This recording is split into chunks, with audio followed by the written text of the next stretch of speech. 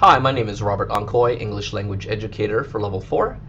I will facilitate this presentation on oral presentations and how to keep them organized.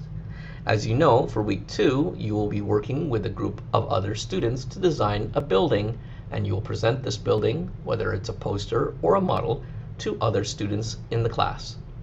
So let's show you how to keep it organized. My own presentation will have 2 parts. I'm going to introduce you to the 4 parts of your presentation task. Then I'm going to show you some language that you can use to make your presentation go smoothly. So let me begin with a greeting. Whether the task involves greeting the judges or other design groups, please try to leave a great first impression. Great first impressions begin by showing that you're polite and friendly. This is a very important part of being a professional designer. You can show politeness and friendliness with your face and your voice. For instance, smiling to the judges or the design groups shows that you're relaxed and confident. Smiling also affects the tone of your voice, making you sound positive about your message. In addition, you can leave a great impression with visual and physical contact. You're a professional designer, and it's your job to convince the client that you're interested in them. Maintain a good visual of your audience by keeping eye contact. This makes the listener feel important. Also, if you're talking to them face to face, make sure you shake their hands firmly when you greet them and shake it for a short time. The last thing you need to do is to be a team player. Remember to introduce your team name and the members of your design team. This will show that you've worked together closely as a team and leave a great first impression. The second part of your presentation is your introduction. Once you have greeted the audience, you want to hook their interest by asking a yes/no question. And I find that the best kind of question is a "have you ever" question.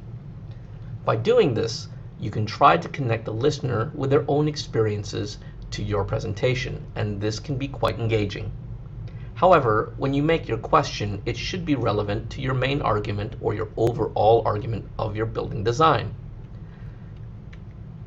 Make sure that you acknowledge the people that answer your question by thanking them. Then move quickly to connecting the question to your building. For example, "Good morning, ladies and gentlemen. Have you ever wanted to live where the action happens?" Yes?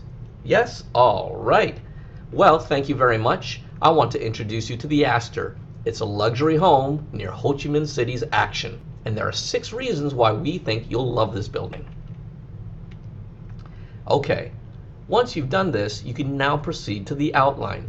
That's where you present the number of reasons and who will be covering them. This helps the audience understand what to expect from your presentation and how long your presentation could be. The third most important part is supporting the argument. So now that you've introduced the main idea about why your building is so great, you want to give reasons for why this is the best choice. So my suggestion is, when you provide the evidence or the reasons, the 6 reasons, consider using some catchy adjectives like you're learning this week. For example, it's the loftiest, it's really spacious. You then have to support it with details. Now, we'll talk about that this week. I suggest using measurable adjectives and facts. For example, it's a spacious building. With 500 square feet, you can have many bedrooms and a swimming pool.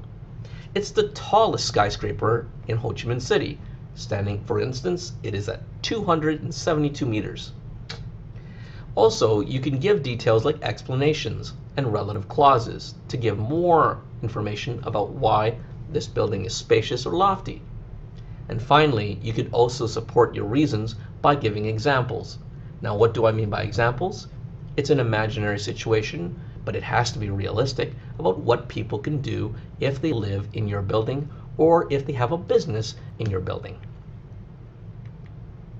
Make sure that your details are connected to your reasons. Okay, when you come to the summary, it's important for you not to repeat every single thing, but only the key points. So make sure you summarize the 6 reasons why your building's a great building, and restate the main selling point. It's the Astor is located in the most action-packed part of Ho Chi Minh City. Whatever you do, don't repeat the facts and the details and the explanations. Okay, so what language can you use when you're giving an oral presentation? This is going to be helpful for you in not only your oral presentations, but also in your writing. Okay, obviously you don't use a greeting in an essay, but when you do start your presentation by greeting people, you could use this kind of language. Pause the video now if you want to take notes.